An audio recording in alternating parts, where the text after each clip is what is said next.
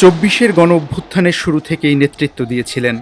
আমরা ১ তারিখ থেকেই কিন্তু প্রত্যেকটি ৩৬ দিনে কিন্তু ৩৬ দিনে আমরা রাজপথে ছিলাম। দিনটি ছিল ১৯ জুলাই ২০২৪। নিউ মার্কেট এলাকায় ফ্যাসিবাদী পুলিশ, আওয়ামী লীগ, ছাত্রলীগ ও যুবলীগের বিরুদ্ধে লড়াই চলছিল তার নেতৃত্বে। কিন্তু আচমকা পেছন থেকে মুহুর্মুহু পুলিশের গুলি। মুহূর্তেই চোখের সামনে গুলিবিদ্ধ হয়ে মারা যান ৩ সহযোদ্ধা। কে জানে তিনিও তো লাশ হয়ে ফিরতে পারতেন বাবা মায়ের কাছে।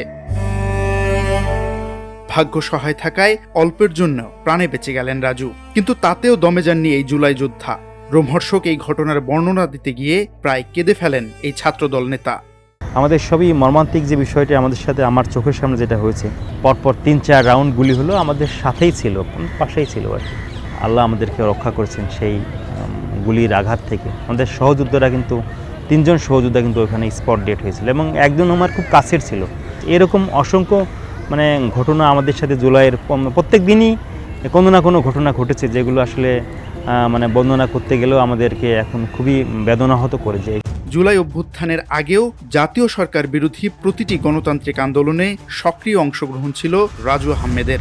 আর এ কারণেই ছাত্র জীবনের প্রতিটি মুহূর্ত আতঙ্কে কেটেছে তার। এই বুঝি গুম খুনের শিকার হতে হবে এমন আশঙ্কায় একদিকে পালিয়ে বেরিয়েছেন, অন্যদিকে আন্দোলন সংগ্রামে সামনে থেকে লড়াই করেছেন।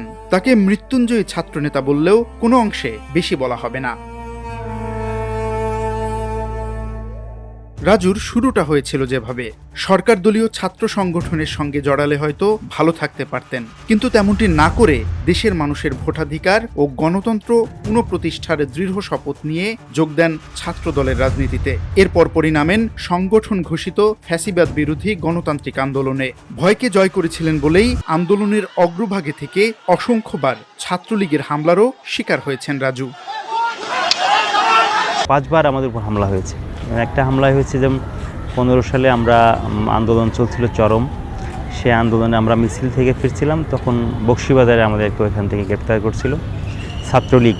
গ্রেপ্তার করে আমাদের তো ছাত্রলীগের হাতে আসলে গ্রেপ্তার হলে আপনারা জানেন যে কেমন টর্চারের শিকার হতে হয়েছে। পর্নের প্যান্ট ছাড়া আসলে কিছু ছিল না, আমাদের মেরে সব কিছু ছিঁড়ে ফেলেছিল, ফোন, মোবাইল, মানি ব্যাগ, জুতা পর্যন্ত খুলে নিয়েছিল, এমন পর্যায়ে ছিল আর কি। ফ্যাসিবাদ বিরোধী আন্দোলনে অংশ নিয়ে কেউ অত্যাচার নির্যাতনের শিকার হবেন না, তেমনটি ভাবাও স্বপ্নের মতোই। দেশের মানুষের পক্ষে লড়াই করতে গিয়ে অত্যাচার নির্যাতনের পাশাপাশি একাধিকবার কারাবরণ করেছেন রাজু। আক্রোশের শিকার হয়েছে তার পরিবারও। ফ্যাসিবাদী রাষ্ট্রে গণতান্ত্রিক অধিকার আদায়ের আন্দোলনে পুলিশের হাতে আটক হয়ে কারাগারে যাওয়ার বিষয়টি ছিল রাজুর কাছে সাধারণ বিষয়। তবে রিমান্ডের নামে পুলিশের পাশবিক নির্যাতনের কথা কোনোভাবেই ভুলতে পারছেন না তিনি। ভাবতেই পারেননি স্বয়ং রাষ্ট্র তার নাগরিকের উপর এমন নির্যাতন চালাতে পারে। ৬ মাস ৭-৮ দিন জেলে ছিলাম, প্রায় ৭ মাস।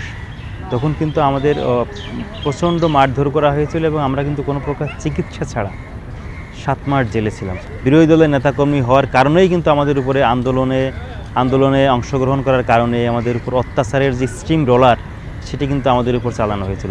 প্রায় ৩ মাস পর্যন্ত জেলখানায় কিন্তু অসুস্থ অবস্থায় ছিলাম। কারাগারে থাকা অবস্থায় নিজ পরিবারের উপর পুলিশ এবং আওয়ামী লীগের দ্বারা হয়রানির কথা বলতে গিয়ে চেহারায় স্পষ্ট ভেসে ওঠে হৃদয়ে রক্তক্ষরণের ছাপ। এত অত্যাচার, নির্যাতন ও জেল জুলুমের পরেও কিভাবে টিকেছিলেন রাজু? নিজের পরিবার পাশে থেকে যেভাবে তার আত্মবিশ্বাস ও সাহস জুগিয়েছে, সেই ঘটনারও বর্ণনা দেন এই ছাত্রদল নেতা। এই রাজনীতি করার কারণে এই বাপ মায়ের সাথে পুলিশ খারাপ আচরণ করে দেয়, যে আপনার ছেলেকে মেরে ফেলা হবে, এত টাকা দেওয়া লাগবে, টাকা দিলে আমরা ভালো রিপোর্ট করব, জেল হবে না, বা জেলে কম দিন থাকা লাগবে, এরকম করে বাপ মাকে জিম্মি করে পর্যন্ত বাড়ি থেকে টাকা নিয়ে আসা হয়েছে লোকাল থানা থেকে।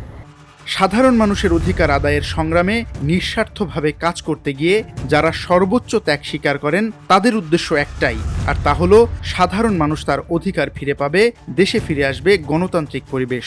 রাজু চাইছেন জনগণ তার অধিকার ফিরে পাক, দেশে ফিরে আসুক গণতান্ত্রিক পরিবেশ। তাহলেই এত সব ত্যাগের সার্থকতা খুঁজে পাবেন তিনি।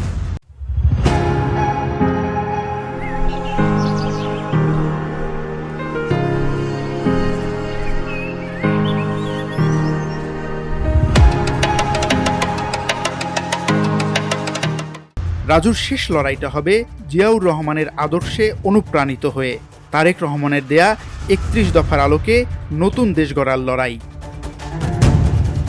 শামীম চৌধুরী, ভিওডি বাংলা, ঢাকা।